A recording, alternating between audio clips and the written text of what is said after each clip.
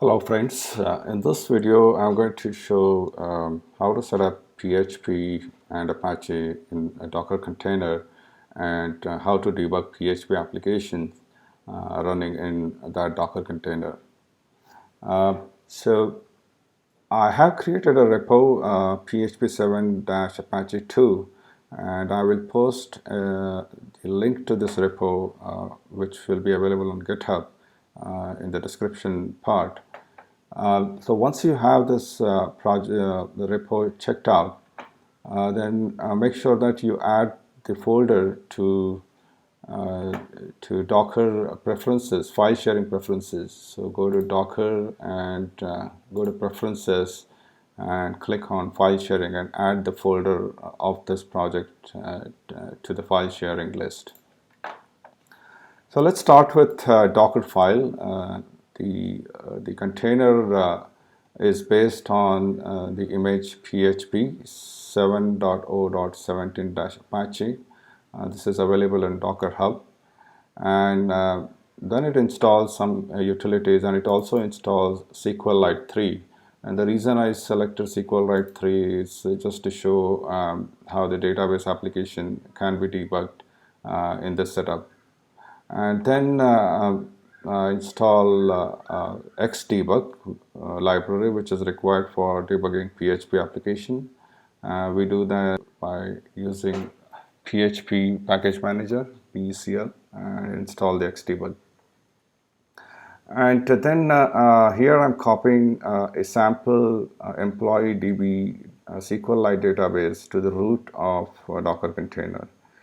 This sample file is currently in the project folder db/employeedb.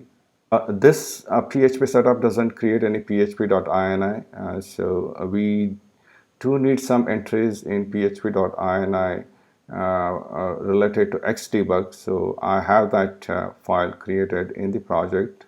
It's in the root of the project php.ini, and in this command I am copying that to user local etc php, and the Apache is going to run on 80, so I'm exposing port 80 from the Docker file. Next, let's take a look at docker compost.yml. The name of the container is PHP7-Apache2, and it maps port 80 in the container as port 8002 to the outside world. And it also mounts the htdocs folder in the project as var www.html in the container. So this is actually the doc root of Apache. So you can create the application files or other your document files in this folder, htdocs folder in the project, and they will be available in the container in this folder var www.html. Next, let's look at php.ini. As I just mentioned, we copy php.ini from the project folder to user local etc php. So what's the content of this php ini? At this point, we are only interested in Xdebug settings. So once you install Xdebug using this command, the Xdebug library would be available in this location in the container. So set the Zend extension path, enable remote debugging, and then specify the remote host IP.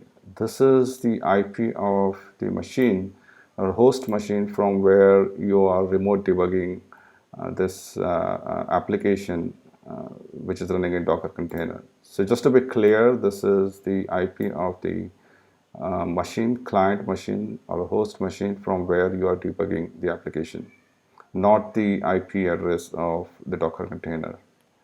And then the port to which it should listen for debug commands, and currently it is set to 9000. So replace this part with the IP of your host machine, and it should work fine. The example index.php Here I first create the SQLite object with a path to the database file.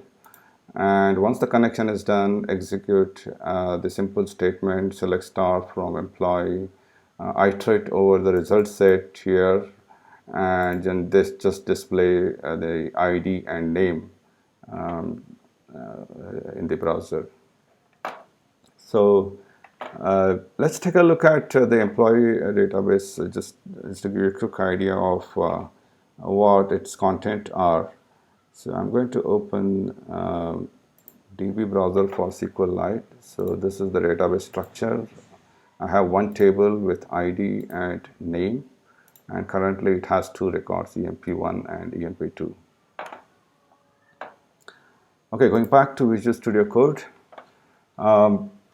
So to enable debugging from Visual Studio or PHP applications, you need to install a extension or plugin. It's called PHP Debug. To install the extension, go to View menu of Visual Studio Code and select Command Palette and type Install Extensions. Select Install Extensions and then search for PHP Debug. And from this list, select PHP Debug and install this. I have that extension already installed here. Let's run the container first. So go to the terminal and go to the project folder and execute docker compost up. So if this is the first time you are executing this command in this project, it's going to download all the dependent packages and install them. Since I have already installed them, it's starting quickly. Let's get into this Docker container running docker exec command, and I'm going to run. So here, docker exec, this is the name of the container, and I'm going to run the bash command in this container, which will let us browse the files. So I mentioned that once you install xdebug command, you need to add path of xdebug.so in php.ini. So for some reason, if your path doesn't match with what I have showed here, just find xdebug.so in the container and copy this path and paste it in php.ini.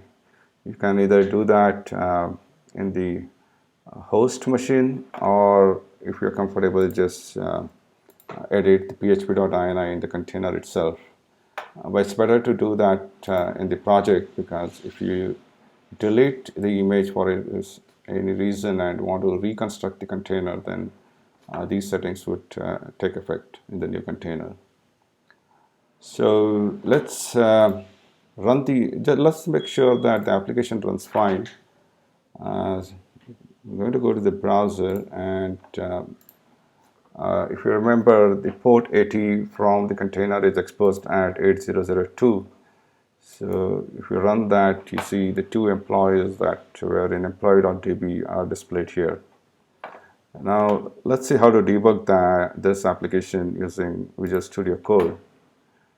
So to do that, you click on the xdebug icon first in the left bar, and select Add Configuration and select PHP. So two configuration will be added: listen for xdebug and launch currently open script. Since we are going to do remote debugging, this is the configuration that we are interested in. But we need to add two more fields to this. We need to map the local folder on our host machine to the remote folder in the container.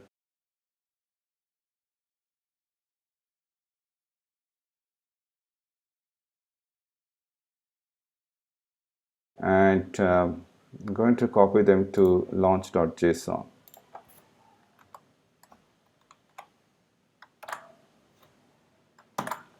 As you see here, the local root, source root is the root of workspace. It's a workspace root, which in our case is the project folder and htdocs folder in that. That is mapped to /var www.html in the container. Save the file, and once that is done, let's start the debugger. So make sure you have selected listen for xdebug and start the debugger. You will see the small window with all the debug buttons enabled. And now let's run the application in the browser. Before that, we'll open index.php and set breakpoint at the first statement, executable statement. You see it's unverified breakpoint because we haven't executed the application yet. So once we run the application, this will be enabled. So I go to the browser and refresh the page, and you see here that the breakpoint is set.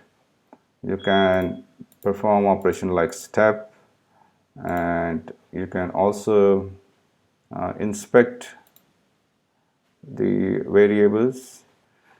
So to inspect the variables, again go to the debug pane and click on the small icon here, and here you can type the variables that you want to inspect. For example, if I want to inspect what's the content of row, so $row, and it's an array with 4 fields. So it's quite convenient. You can inspect, step into functions, inspect variables, and resume operations.